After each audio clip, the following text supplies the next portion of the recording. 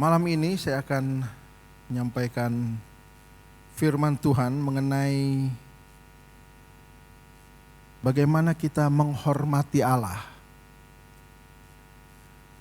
Ya, kita sejak kecil tentunya sudah diajar untuk menghormati orang tua, menghormati guru, menghormati orang-orang yang memang layak mendapatkan penghormatan. Ya,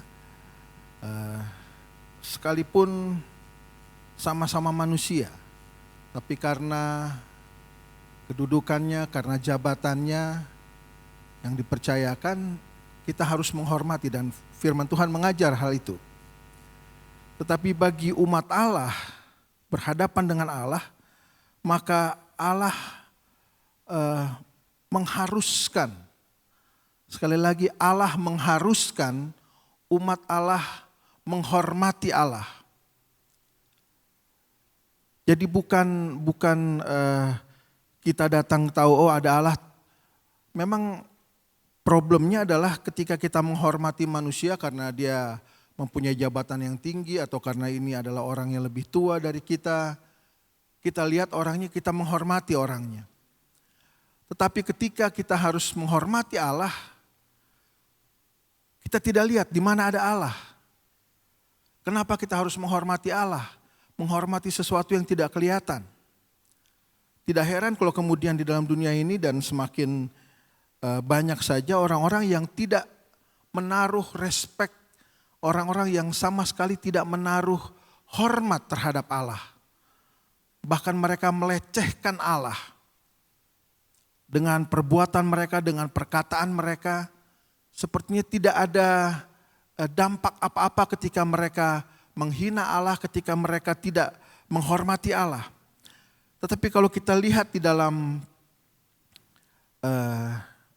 kitab Mazmur pasal yang ke-22,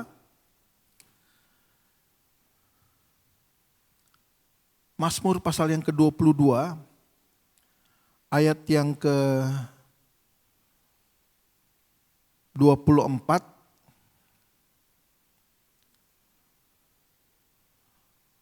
kalau saudara belum lelah berdiri dan bergoyang, saya ajak berdiri untuk baca ayat ini saja. Nggak pakai goyang saudara, percayalah, nggak usah pakai goyang ya. Cuma baca ayat aja. Jangan baca ayat terus goyang-goyang, pusing nanti. Mazmur pasal 22 ayat yang ke-24. Kita baca bersama. 2, 3. Kamu yang takut akan Tuhan, pujilah Dia, hai segenap anak cucu Yakub, muliakanlah Dia dan gentarlah terhadap Dia, hai segenap anak cucu Israel.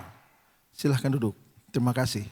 Ya, jelas di sini perintah ini, kamu yang takut akan Tuhan, pujilah Dia. Kata takut saya pelajari, saya coba lihat-lihat dalam bahasa aslinya, rupanya mengandung arti menghormati. Takut bukan takut seperti kita melihat orang yang ingin berbuat jahat kepada kita, atau kita takut melihat sesuatu yang membahayakan kita, tetapi takut di sini adalah wujud rasa hormat kita kepada Tuhan. Jadi dengan kata lain, orang-orang atau kamu yang menghormati Tuhan, pujilah Dia. Orang-orang yang tahu menghormati Allah harus dapat memuji Tuhan.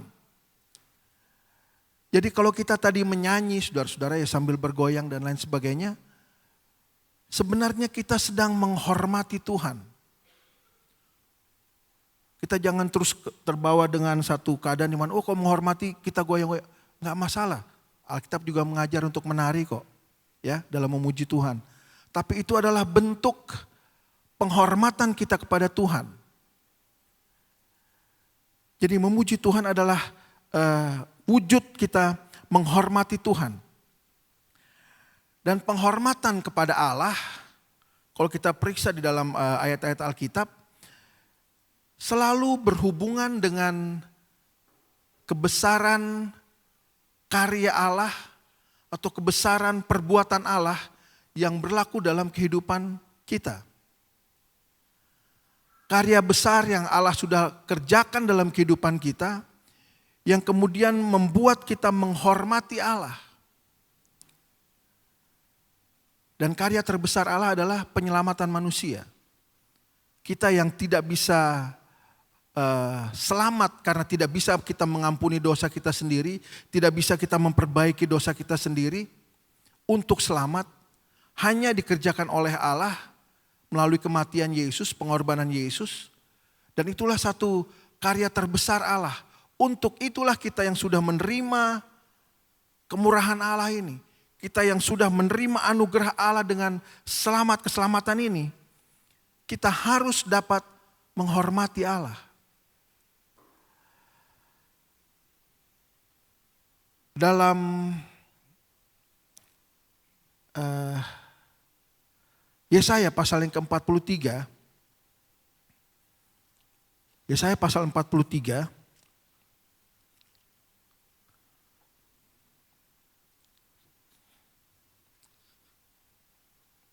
ayat yang ke-20 mulai sampai 21 katakan, binatang hutan akan memuliakan aku, serigala dan burung unta, sebab aku telah membuat air memancar di padang gurun dan sungai-sungai di padang belantara untuk memberi minum umat pilihanku. Umat yang telah kubentuk bagiku akan memberitakan kemasyuranku. Perbuatan besar yang Allah sudah kerjakan. Tidak ada sumber air sebenarnya di padang belantara. Tapi ayat ini jelas katakan, aku telah membuat air memancar di padang gurun untuk memberi minum umat pilihan Allah. Dan karena perbuatan besar itu, maka umat Allah harus menghormati Allah. Dan ada saatnya memang Tuhan membawa kita kepada satu situasi, satu keadaan di mana kita rasanya tidak dapat berbuat apa-apa, tetapi Tuhan ingin justru pada saat seperti itu, pada situasi seperti itu, ingin menunjukkan kebesaran kuasa-Nya. Supaya ketika kita mengalami kebesaran kuasa-Nya, kita menghormati Allah. Kemudian ayat 21 katakan, memberitakan kemasyuran-Nya. Ketika bangsa Israel keluar dari Mesir, dipimpin oleh Musa, kan Allah sudah membuat satu satu menunjukkan kebesaran kuasa-Nya. 430 tahun mereka ada di perhambaan Mesir. Kemudian dengan cara yang heran, yang luar biasa, yang tidak pernah terpikirkan, Allah bisa membawa bangsa yang besar ini keluar dari Mesir. Bahkan diberikan harta-harta orang Mesir, katakan sudah ambil harta ini. Karena kamu menyusahkan kami. Ya, anak-anak sulung yang ada di Mesir kemudian dibunuh. Sementara orang Israel karena mengoleskan tanda darah selamat. Dengan cara yang heran Allah melepaskan bangsa Israel. Tetapi kemudian ada situasi di mana bangsa Israel menghadapi laut di depan. Dan Firaun yang berubah pikiran kemudian mau mengejar kembali bangsa Israel ini ada di belakang. Satu keadaan yang tidak mungkin bisa selamat pada saat itu bangsa Israel. Saya kemudian berpikir, apakah Tuhan nggak tahu jalan?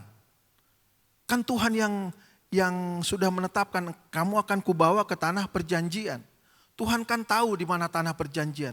Dia tahu jalan bagaimana dari Mesir ke tanah perjanjian.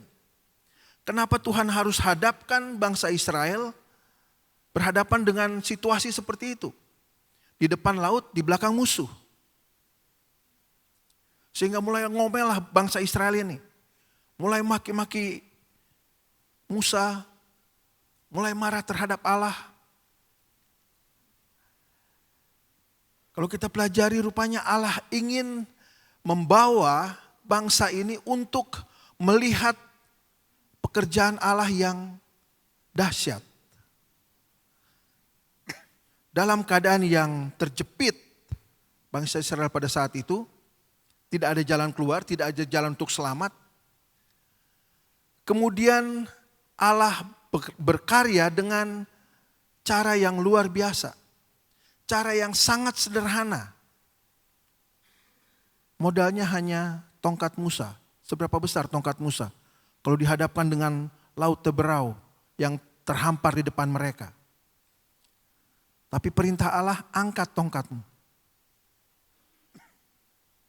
Laut terbelah dua. Tidak pernah terjadi sebelumnya dan tidak akan pernah terjadi lagi. Ya, umat Allah bisa lewat di tengah-tengah lautan itu. Jalan di tanah yang kering. Untuk umat Allah menyaksikan kedahsyatan Allah. Dan karena mereka menyaksikan dengan mata kepala mereka sendiri, mereka alami sendiri peristiwa yang besar itu, mereka menghormati Allah. Jadi saudara-saudara, kalau saudara-saudara diperhadapkan pada satu situasi di mana rasanya sudah tidak ada pertolongan Tuhan, habis saya sudah, habis memang habis. Abu kalau abu katanya dulu.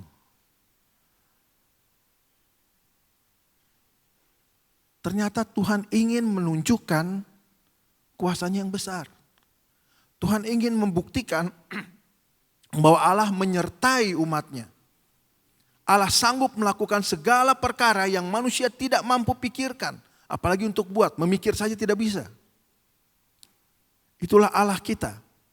Dan untuk itulah kita menghormati Allah. Karena apa? Karena perbuatan-perbuatan yang besar. Karena karya-karyanya yang besar. Dan kalau kita sudah melihat dan mengalami karya Allah yang besar, ayat 1 tadi katakan, umat yang telah kubentuk bagiku akan memberitakan kemasyuranku. Saudara sudah pernah mengalami mujizat, pertolongan Tuhan? Jangan berpikir bahwa wah, mujizat itu sesuatu yang besar. Mujizat dalam kehidupan sehari-hari saja sudah terjadi sebenarnya dalam kehidupan kita. Cuma seringkali kita anggap satu hal yang sepele, memang sudah harusnya begitu. Tapi itu adalah bentuk pertolongan Tuhan. Dan untuk pengalaman itu, pengalaman kebesaran karya Allah dalam kehidupan kita, kita harus memasyurkan Tuhan. Dengan kata lain, kita harus menceritakan kebesaran Tuhan kepada orang lain. Kita harus bersaksi. Dengan kita bersaksi, kita sedang menghormati Allah. Karena perbuatannya yang besar. Bagaimana kita menghormati Allah? Ada beberapa poin, tapi saya harus memendekkan saudara. Tetapi yang pertama, bagaimana kita menghormati Allah adalah dengan menyembah Tuhan. Menghormati Allah dengan menyembah Tuhan. Jadi ketika saudara datang di tempat ini, saudara menyanyi, saudara berdoa, saudara menyembah Tuhan dalam penyembahan saudara, sebenarnya saudara sedang menghormati Tuhan. Dan itu cara untuk kita menghormati Tuhan, melalui penyembahan kepada Tuhan. Dalam kitab Wahyu pasal yang keempat, ketika makhluk-makhluk di sorga memuji Tuhan, Wahyu pasal yang keempat, saya baca mulai dari ayat yang ke-9. Situ katakan, dan setiap kali makhluk-makhluk itu mempersembahkan puji-pujian dan hormat dan ucapan syukur kepada Dia yang duduk di atas tahta itu dan yang hidup sampai selama-lamanya, maka tersungkurlah ke-24 tua-tua itu di hadapan Dia yang duduk di atas tahta itu. Dan mereka menyembah Dia yang hidup sampai selama-lamanya. Dan mereka melemparkan mahkotanya di hadapan tahta itu sambil berkata, ya Tuhan dan Allah kami, Engkau layak menerima puji-pujian dan hormat dan kuasa. Sebab Engkau telah menciptakan segala sesuatu, dan oleh karena kehendak-Mu semuanya itu ada dan diciptakan. Ke-24 tua-tua ini menyadari bahwa mereka menerima mahkota, mereka menerima kemuliaan. Tetapi dibandingkan dengan apa yang sudah dilakukan oleh Tuhan, Engkau layak menerima pujian, hormat dan kuasa. Kenapa? Karena Engkau telah menciptakan segala sesuatu. Allah menciptakan segala sesuatu yang ada di dalam dunia ini untuk dapat kita nikmati sebagai manusia. Ya, kita ingat minggu ciptaan, Allah mulai dengan terang, Allah menciptakan langit dan bumi, Allah menciptakan cakrawala, Allah menciptakan laut, langit dan daratan, dan semuanya Allah sudah siapkan. Terakhir manusia. Dia siapkan segala sesuatu, baru kemudian ciptaan Allah yang termulia itu, manusia itulah yang menikmati apa yang sudah disediakan oleh Allah. Begitu berharganya kita di hadapan Tuhan. Tuhan sediakan segala sesuatu bagi kita. Dan karena itu ayat ini katakan, Engkau menciptakan segala sesuatu. Sebab itu Engkau layak menerima pujian dan hormat. Kita perlu menyembah Tuhan, mengingat akan betapa hebatnya Tuhan sudah memberkati kita. Kita menyembah Tuhan karena menerima pertolongan Tuhan. Kita mengucap syukur kepada Tuhan. Dan itu cara kita menghormati Tuhan. Karena memang Dia layak untuk dihormati. Tidak ada cara lain. Jadi saudara, ketika saudara datang di tempat ini untuk beribadah, saudara tahu ya, bukan cuma untuk beribadah kemudian masuk di gereja sebagai satu rutinitas, tetapi kita sedang beribadah untuk menghormati Tuhan. Ketika kita memuji Tuhan, ketika kita menyembah Tuhan, tunjukkan rasa hormat kita kepada Tuhan.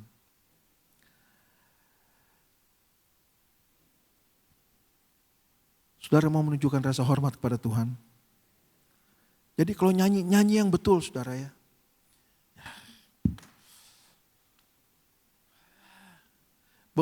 Memang semua orang berbeban berat pasti. Ada masalahnya masing-masing. Puji Tuhan, asyik puji Tuhan. Haleluya, haleluya. Aduh, tidak ada penghormatan kepada Tuhan. Padahal Tuhan yang menyebabkan kita hidup, Tuhan yang menyebabkan kita ada. Kemudian mungkin kita protes kepada Tuhan, Tuhan kalau Tuhan menyebabkan saya ada, kan bukan mau saya. Terus kenapa saya harus menderita? Ya, banyak ayatnya nanti kalau kita buka ya, gak kelar seminggu saudara. Tetapi supaya kita tahu bahwa kita datang ke dalam rumah Allah untuk beribadah kepada Allah, taruh rasa hormat itu kepada Tuhan. Hormati Allah. Saudara kalau diundang ke istana presiden kan, gimana bos? Kan gak begitu ya. Ada tata tertibnya. Ada sopan santunnya, menunjukkan rasa hormat. Orang yang punya pengaruh yang hebat saja datang ke lembaga, ke DPR pernah diusir saudara, ditolak masuk karena pakai celana pendek. Padahal itu kebiasaan dia rasa saya rakyat sih, loh. Ya semua juga ada aturan nih, jangan ke kantor DPR, saudara datang di kantor kelurahan, pakai sendal jepit disuruh pulang. Gak boleh. Ada tata keramanya. Datang ke gereja juga ada aturannya, ya. Jangan semberengan, saudara. Tertib. Hormati Allah. Saudara perluas sendirilah pemikiran itu. Pertama, kita menyembah Allah. Itu cara kita untuk menunjukkan rasa hormat kita kepada Tuhan. Yang kedua, hidup taat kepada Tuhan. Taat adalah satu keadaan di mana kita selalu tunduk, kita bukan tunduk kepala tunduk, tetapi tunduk kepada aturan, patuh, tidak curang, dan setia. Itu taat. Hidup taat kepada Tuhan adalah orang-orang yang melakukan perintah Tuhan. Tunduk, patuh terhadap perintah Tuhan. Kalau saudara mendapat perintah di kantor atau di instansi dimanapun saudara bekerja, kemudian atasan saudara katakan, lakukan atau kerjakan tugas ini. Siap Pak. Tunggu habis makan siang, pulang, ganti lagi hari, sudah berganti minggu, gak dikerja-kerjain. Ya gak salah kalau atasan saudara kemudian menegur, bahkan bisa sampai memecat saudara. Karena tidak patuh. Sudah diberikan perintah, tidak melakukan perintah. Tidak taat kepada perintah. Dan banyak orang yang mendengar firman, tetapi tidak mau taat kepada firman. Tidak mau melakukan firman. Orang-orang yang hanya mendengar, tapi tidak melakukan. Mereka adalah orang-orang yang tidak taat. Dan orang-orang yang tidak taat adalah orang-orang yang tidak tahu menghormati Allah. Yeskiel pasal yang ke-33.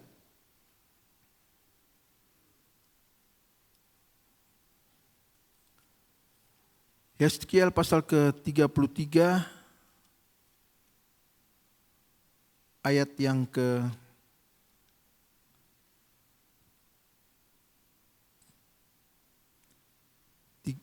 saya baca mulai ayat 30 sampai 31. Dan engkau anak manusia, teman-temanmu sebangsa bercakap-cakap mengenai engkau dekat tembok-tembok dan di pintu rumah-rumah dan berkata satu sama lain masing-masing kepada temannya, silahkan datang dan dengar apa yang difirmankan oleh Allah. Wah, luar biasa saudara ya. Kalau teman-teman sebangsa ngobrol terus katakan silahkan datang dan dengar apa yang difirmankan oleh Allah. Ngajak untuk mendengar firman Allah. Ayat 31. Dan mereka datang kepadamu seperti rakyat berkerumun. Dan duduk di hadapanmu sebagai umatku. Mereka mendengar apa yang kau ucapkan. Tetapi mereka tidak melakukannya. Mulutnya penuh dengan kata-kata cinta kasih. Tetapi hati mereka mengejar keuntungan yang haram. Kelihatannya baik. Ayo dengar firman Tuhan. Kumpul. Di sini dikatakan seperti rakyat berkerumun. Duduk di hadapanmu sebagai umatku. Duduk seperti ini sebagai umat Tuhan. Mendengar apa yang kau ucapkan. Tetapi tidak melakukannya. Cuma sampai didengar saja. Mulutnya penuh dengan kata-kata cinta kasih. Brur, puji Tuhan. Waduh. Baik-baik brur, sehat. Wah, bagaimana di rumah situasi baik-baik. Mulut penuh dengan kata-kata cinta kasih. Tetapi hati mereka mengejar keuntungan yang haram. Kalau keuntungan yang halal sih saudara, masih bagus. Sementara mendengar firman Tuhan,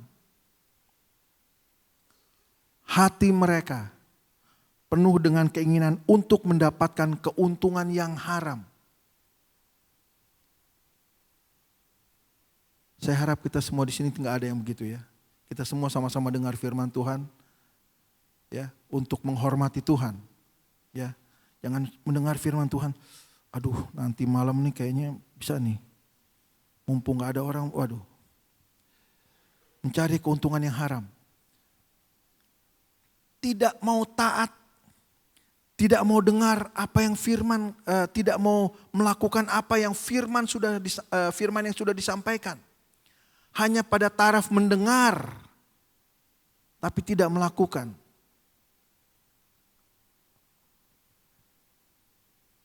Ini membuat iman kita mudah goncang, saudara.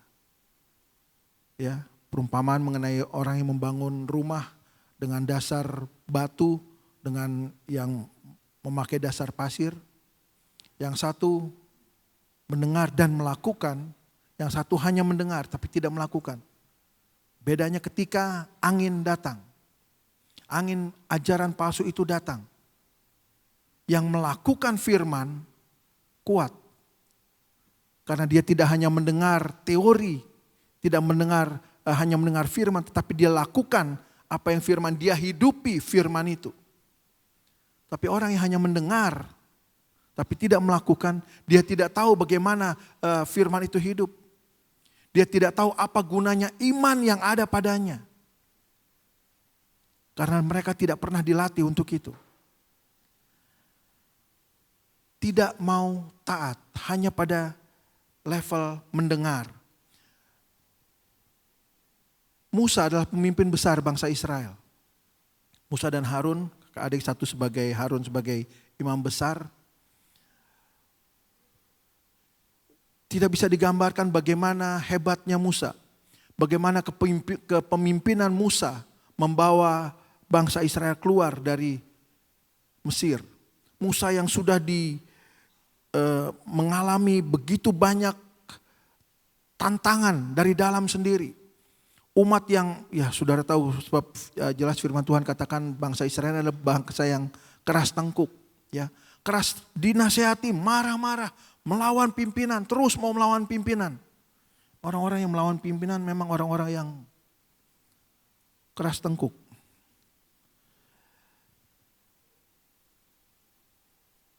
Tetapi begitu hebatnya Musa, ada saatnya kemudian dia melakukan satu hal kesalahan yang fatal. Ketika umat ini berteriak lagi dan marah-marah kepada Musa karena mereka tidak punya minum, tidak punya air untuk diminum. Mereka haus, mereka mulai mendesak Musa. Kami haus, tidak ada minuman, tidak ada kehidupan di sini. Musa berseru kepada Tuhan. Tuhan katakan, pukul batu itu. Di hadapan rakyat yang begitu banyak, Musa pukul batu itu, keluar air memancar dari batu itu. Keajaiban terjadi. Karya Allah yang besar berlaku dalam kehidupan bangsa Israel pada saat itu. Mereka lihat sendiri dengan mata kepala mereka sendiri. Mujizat terjadi. Hanya dengan memukul batu, air keluar. Setelah mereka menikmati itu, bawa lagi satu lokasi lain. Mulai teriak lagi, tidak ada air. Haus, kami mati. Sesabar-sabarnya Musa, saudara. Memimpin masih manusia, saudara ya. Ada saatnya tensinya naik juga. Ya. Tensi Musa naik mungkin pada saat itu. Tuhan ini gimana lagi nih? Teriak lagi nih bangsa ini. Ya untungnya Musa punya tempat ngadu, dia ngadunya ke Tuhan. Saudara ngadu ke siapa? Teriak pada Tuhan. Berteriak lagi pada Tuhan. Tuhan bagaimana ini? Tuhan katakan kamu dan Harun lakukan hal ini. Datang kepada batu itu, bicara kepada batu itu, nanti dia akan keluar lagi air. Wah Musa yang sudah darah tinggi, dia pukul batu itu, keluar air. Tapi tidak taat.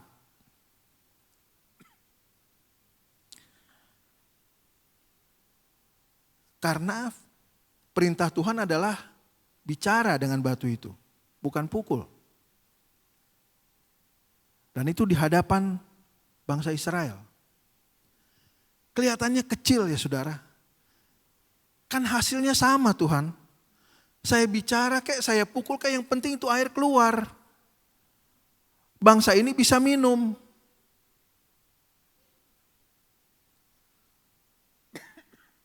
Tapi tidak sesederhana itu di hadapan Tuhan. Sebab itu di dalam Bilangan pasal yang ke-20.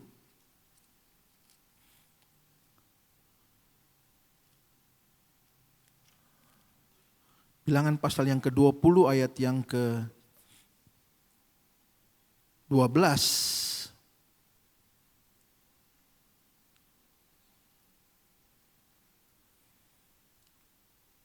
Tetapi Tuhan berfirman kepada Musa dan Harun, karena kamu tidak percaya kepadaku dan tidak menghormati kekudusanku di depan mata orang Israel, itulah sebabnya kamu tidak akan membawa jemaah ini masuk ke negeri yang akan kuberikan kepada mereka. Mungkin kelihatannya kecil kesalahannya. Dia pukul batu itu 2 kali. Padahal Tuhan suruh bicara.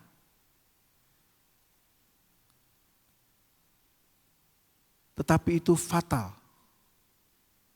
Ya, karena kesalahan itu, karena ketidaktaatan Musa dan Harun, mereka tidak masuk di dalam tanah perjanjian. Bukan mereka tidak masuk sorga, lain saudara. Ini tanah perjanjian yang sudah dijanjikan Tuhan, tanah Kanaan itu. Padahal Musa yang membawa keluar bangsa ini. Musa yang memimpin mereka di tengah pergulatan mereka selama 40 tahun di padang pasir itu. Banyak penderitaan yang sudah dialami oleh Musa. Tapi justru ketika mau masuk di tanah perjanjian, mendekati tanah perjanjian, kesalahan dibuat oleh Musa. Dan Tuhan menjatuhkan sanksi. Kamu tidak masuk dalam tanah perjanjian. Karena ketidaktaatan. Ketidaktaatan adalah bentuk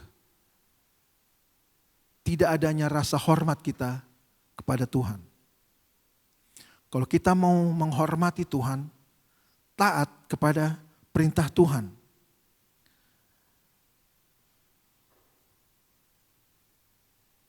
Firman sudah ratusan kali mungkin saudara dengar dari tempat ini ataupun di ruko, di tengah ibadah tengah minggu, atau saudara bukan mendengar juga dari ibadah-ibadah online.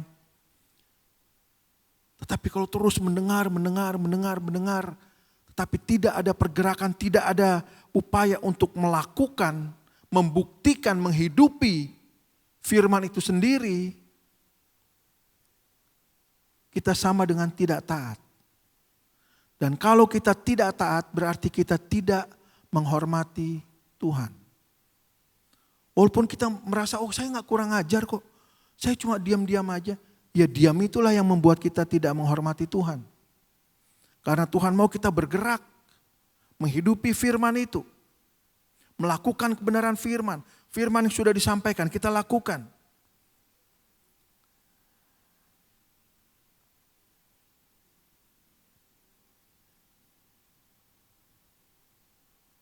Dan orang-orang yang menghormati Allah, Allah menghargai orang yang menghormati Tuhan. Allah juga menghormati orang-orang yang menghormati Tuhan. Tetapi yang Allah kehendaki adalah orang-orang yang melakukan atau yang menghormati Tuhan dengan hati yang tulus.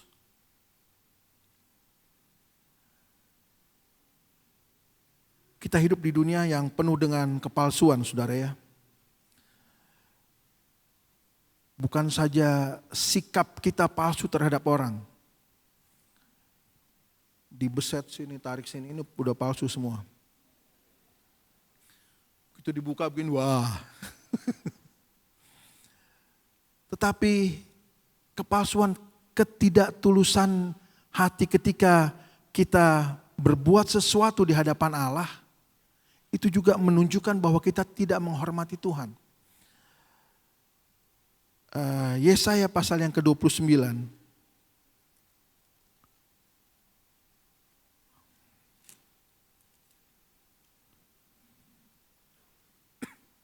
Ayat yang saya percaya kita sudah sangat sering baca ayat ini. Yesaya pasal 29 ayat yang ke-13. Katakan di situ,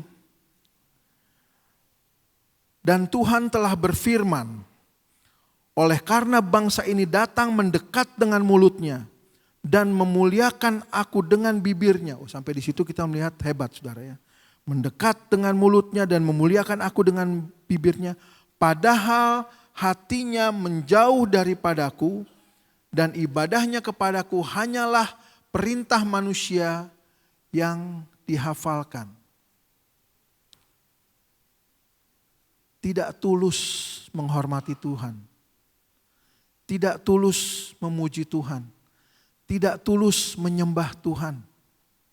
Tidak tulus melakukan perintah Tuhan. Hanya kepura-puraan.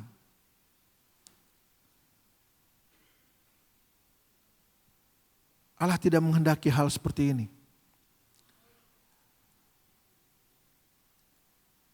Sebab yang Allah cari adalah orang-orang yang mempunyai hati yang tulus.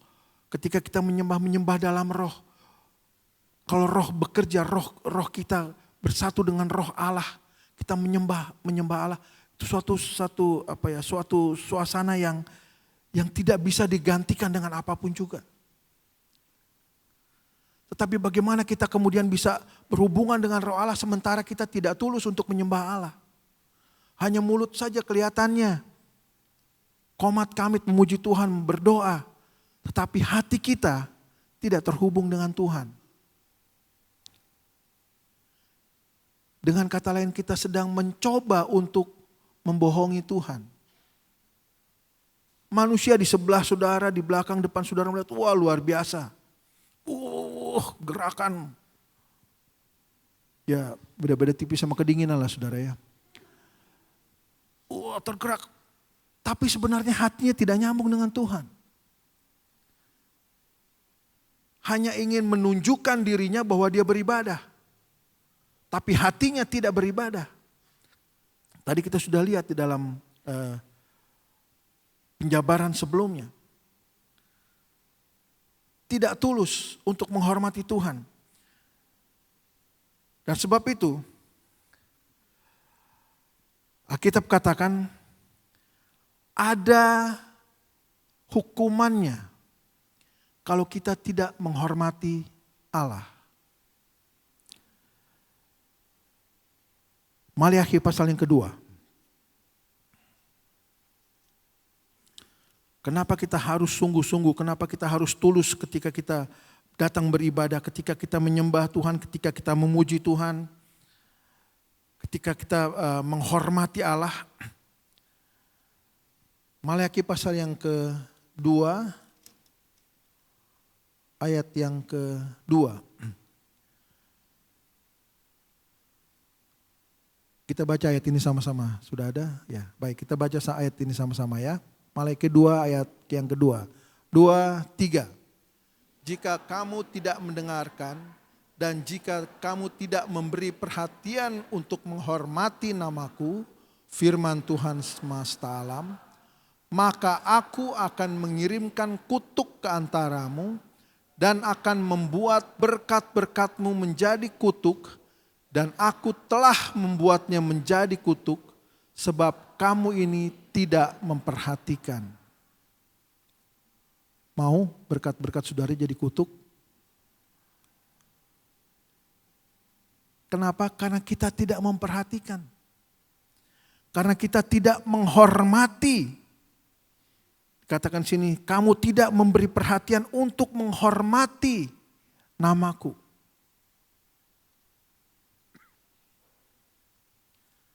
Ada akibat yang timbul. Sebab itu saudara-saudara, hampiri Tuhan dengan kesungguhan hati, dengan ketulusan hati. Menyembah Tuhan, menyembah dengan tulus di hadapan Tuhan. Memuji Tuhan, memuji dengan tulus untuk menghormati Tuhan. Karena ada pahalanya. Dan itu memang kewajiban kita sebagai orang-orang yang sudah ditebus oleh Yesus Kristus. Dan kalau kita menghormati Allah, kita juga menghormati Yesus. Karena Yesus adalah Allah. Bahkan dalam suratan Filipi dikatakan Allah Bapa juga meninggikan dia, meninggikan Yesus. Karena perbuatan yang Yesus sudah lakukan. Karena kedahsyatan karyanya. Dan karena Yesus taat. Waktu Allah Bapa perintahkan Yesus untuk datang ke dalam dunia ini. Yesus yang mulia tinggal di dalam sorga, dalam kemuliaan. Harus menjadi begitu hina di dalam dunia ini. Bahkan dia yang tidak mengenal dosa dijadikan dosa. Memikul dosa seluruh dunia. Untuk menyelamatkan manusia. Yesus taat. Sebab itu Allah menghormati dia. Allah meninggikan dia. Bahkan dikatakan di situ Allah mengaruniakan kepadanya nama di atas segala nama. Dan kalau kita taat kepada Tuhan, kita menyembah Tuhan, kita menghormati Tuhan dengan hati yang tulus, kita menghormati Tuhan dengan sikap hormat kita kepada Tuhan, Allah juga akan meninggikan kita. Allah akan menyediakan kemuliaan bagi kita. Tapi lakukan perintah Tuhan. Lakukan dengan taat. Jangan anggap enteng firman yang disampaikan. Ya pokoknya saya sudah mendengar firman hari ini. Sudah selesai. Nanti minggu depan saya datang lagi dengar firman lagi. Mulailah coba untuk menerapkan firman itu dalam kehidupan sehari-hari. Hidupi firman itu. Karena dengan cara seperti itulah kita menghormati Allah. Kita taat kepada Allah dan kita menghormati Allah. Saudara mau menghormati Allah? Saudara mau menyembah Allah? Mari saya undang kita berdiri bersama-sama.